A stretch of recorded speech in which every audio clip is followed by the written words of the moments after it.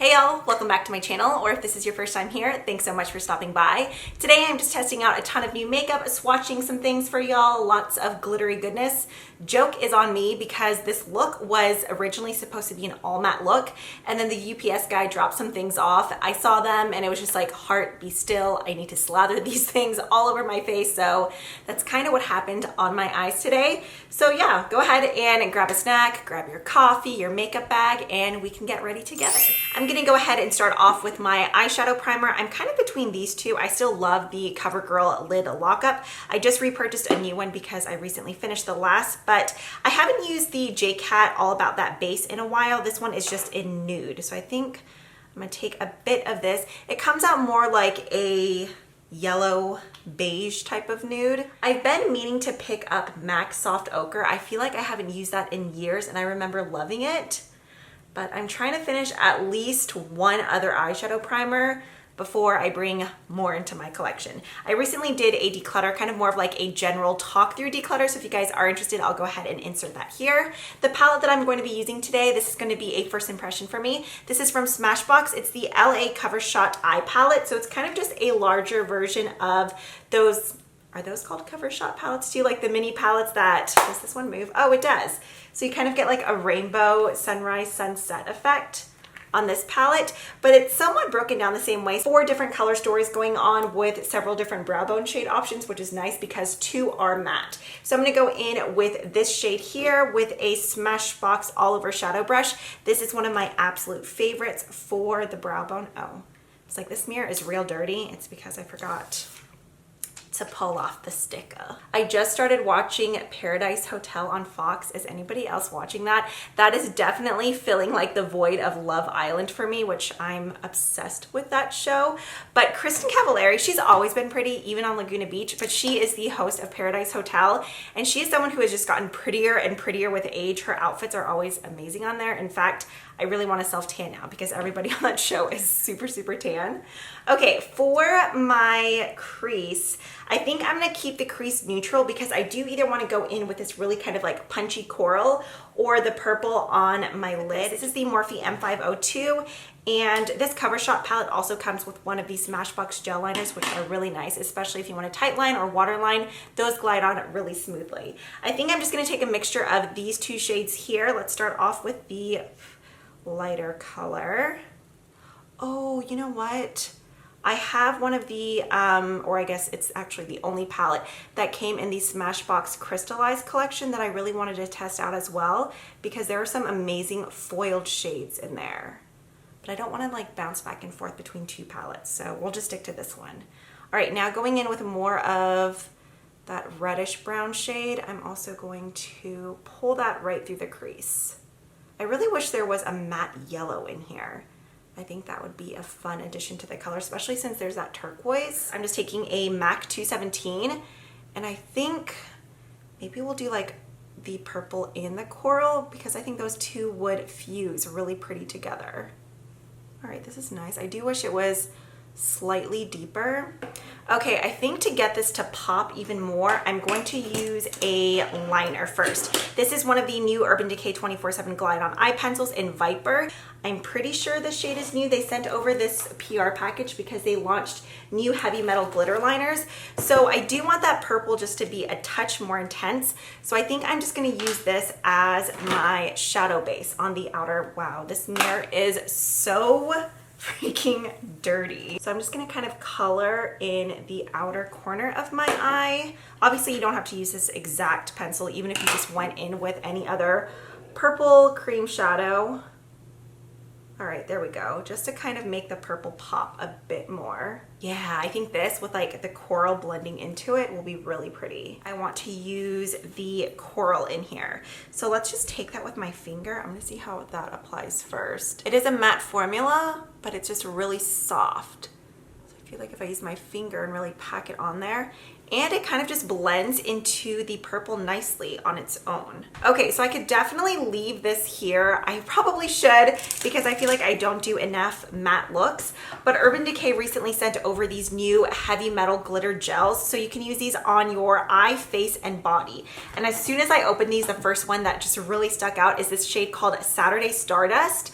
It almost reminds me of a gel version of one of the newer ColourPop shadows, like the first glitter one that launched in the Sweet Talk palette, just how it has like micro glitter and like chunkier pieces of glitter. It just looks so pretty. Let's just do a touch. I feel like I'm going to be playing myself all over again.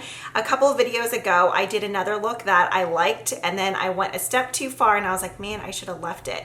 But look at this glitter. I'm just gonna do it.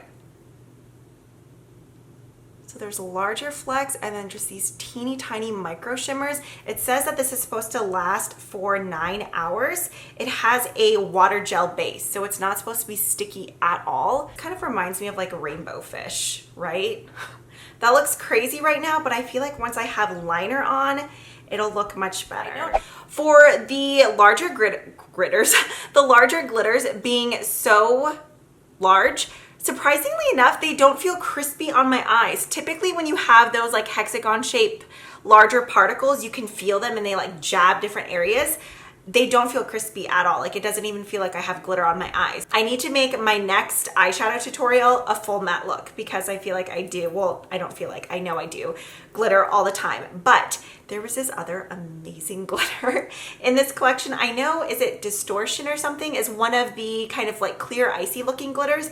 This one is called Disco Daydream, and it's just like insane, in your face, holographic looking type of goodness. So I think I'm just gonna go in and layer this up too, because why not? I've already laid glitter on it. Let's just kick it up a notch. So if you've never used these heavy metal glitter liners before, it just has a typical brush tip liner applicator, but the brush is really flexible to where you can just go in and really paint the glitter on. If you're looking for a great everyday glitter and you're someone who wears a lot of neutral shades, Midnight Cowboy from them, that's a really good one. This one is so cute. It's kind of like a baby lavender type of color. And we'll just put some of that right here fading into the purple. Wow, this just went from all matte to solid glitter. Wow, this purple glitter, even if you were just to lay this on your bare lid, I think it would be beautiful. Oh, I love the purple so much. I think that's my favorite one so far. Moving on to foundation, this is one where I'm still kind of trying to figure out how I feel about it. I think I'm going to test out more for the next 2 or 3 days, and then I'll give you all an update by the end of the month, like maybe in my favorites video, whether I like it or not. But this is a new foundation from Ciate. It's the Extraordinary Foundation Radiant Buildable Coverage Finish. I think I'm still on the fence about this one because I've been so in love with the Wet n Wild Cushion Foundation.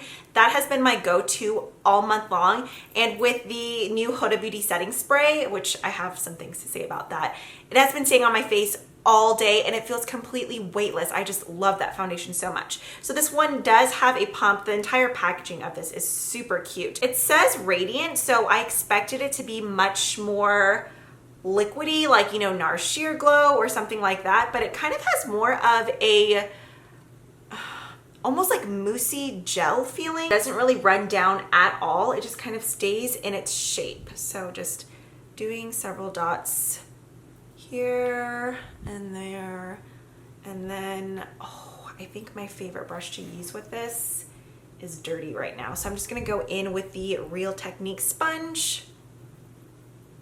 I do like this much more with the brush though. Let me see if I can just find, let's test it out with this brush. This is a Mally Beauty brush. So I tried it with a different primer today. I've been using the hard candy primer that I showed in my, I think everything under $10, or what was that video called? New drugstore makeup, something like that. I'll go ahead and toss it up right here. I'm gonna add a little bit more with this sponge now that I have that base layer on. That primer really seems to smooth my skin out and really hold on to primer, because while it's smoothing, it has a really nice tackiness to it too. So this is my first time trying it with that primer. So we'll see how it goes. But as you can see, it does give your skin a really nice radiance because I did not use a dewy primer today. Typically, I always use the Charlotte Tilbury Hollywood filter. I'm not using any of that today though. Now, I just feel like my cheeks just look blah today, and I have some redness on my chin, so I'm just gonna add a little bit more. As you can see, you can still see freckles and everything, but it just kind of evens everything out. You can build up the coverage. For the sake of this video, I would typically stop right here and go with my concealer, but I'm gonna go ahead and add a bit more just so you can see the level of coverage you can get. Just gonna add a touch. Even with this additional layer, it still doesn't feel heavy or cakey on my face. It just blends right in and feels nice and weightless, which I feel like is key, especially in humid months. Moving on to contour. I love this product so much more than what I was expecting. This is from Huda Beauty. It's the new Tantour Contour and Bronzer Cream. I am using the shade Light. So it just comes in this cute little square tub, kind of just like a skinnier version of their baking powders. And here's what the shade Light looks like. I really do like the brush that it came with as well. It's just a dual-ended brush. So I will start with a smaller side, kind of dip that in, and just lay the powder, or not powder, the cream where I want it, and then take the chubbier end of the brush and just press it right into the skin. This has lasted on my skin all day long. I applied makeup yesterday, probably around 10 something, and then Landon and I went for a walk around maybe like 5:30, 6 o'clock. It is so humid here. I was sweating when I got home and my makeup was still all in place. Now, if you're wanting to go in with something even more natural, obviously you could apply this under your foundation, especially if you're someone who wears like a CC cream or a tinted moisturizer. You could use this to contour underneath your base first, then just go in with your tinted moisturizer on top just to create some natural shadows. But even though it looks really pigmented in the pot, obviously you could go in and deepen this up even more by adding more or just going in with a deeper shade. But I just think it does such a great job of creating natural shadows on the face. I do still need to do my lower lash line. Most likely for that, I'm just gonna go in with the orange or corally shade and kind of just smudge that in. But moving on to my blush, Too Faced sent over some of their new Fruit Cocktail Blush Duos. I did an entire review whenever they first launched the Tutti Frutti line. So this one is in Berries and Bubbly. The packaging of these are so cute. All right, so for the blush, I'm just going to stick on the matte side and just using this Marc Jacobs The Blush Brush. I'm just going to sweep some of this right onto my cheeks. Lately, I haven't been able to get enough of Benefit Coralista. That has been like my go-to blush all month long, so it's probably about time. This does have a very, very subtle berry scent. Speaking of blush duos, I still really want to try the Cover FX one. If you guys have one and you love the shade, go ahead and drop it down below and let me know. This is the Too Faced Triple Scoop Hyper Reflective Highlighting Palette. Packaging is so cute. And then on the inside, oh, are these gonna be like really, really shimmery? I mean, I realize it says hyper reflective, but oh wow. Some of these feel a little chunky. The colors are pretty though. Let's go ahead and I think I'm going to take a mixture of the first shade, which, oh, I guess it's just vanilla strawberry chocolate. So we'll take vanilla first and just, okay, it's almost like a crushed pearl type of highlight, because whenever you really blend it in, the shimmers do break down. That is definitely super reflective. This is the type of highlighter that really will accentuate pores and texture, which I definitely do have texture on my cheeks right now, but that's okay. I couldn't make up my mind what I wanted to do for lips, so I just went in with some of the Makeup Forever lip liner in number 14. This is one of my go-to shades. I have one in my purse and then one on my vanity as well. And then this is just the Buxom Plumping Lip Stain in the shade Smooch. It's almost like a sherbet corally orange color, but something about that combo, like this on its own, it's pretty, but with that lip liner, it just adds just the right amount of nude warmth to it. I've been loving this lip combo. It goes with so many different eyelids. I mentioned earlier that I was going to tell y'all my thoughts on the new Huda Beauty Resting Boss Face Waterproof Setting Spray Ultra Matte Finish. I don't really notice that this makes my face matte. I used it today. I forgot to show myself doing it on camera because I was in a rush getting out. So first of all, it comes in an aerosol can, but as I push this down, it's a fine mist, but it's almost like one pump spray. But Here's the thing, it even says on the bottle, keep eyes and mouth closed, avoid applying directly on eyes and lips. Trust me, you want to do that because if this gets in your eyes, it burns. I'm not quite sure what the alcohol content is in here. I know it does have alcohol and it is fragrance. It kind of just smells like the baking powder. It has a subtle floral scent, but this keeps my makeup in place more than the all-nighter. However, I have a feeling this is going to be something that's cut right down the middle. Some people are going to love it and others are going to hate it. In fact, I believe I saw Alyssa Ashley tweeting how she got this in her mouth and in her eyes and it burned. I haven't gotten it in my mouth, but the first time I didn't read the directions to its entirety.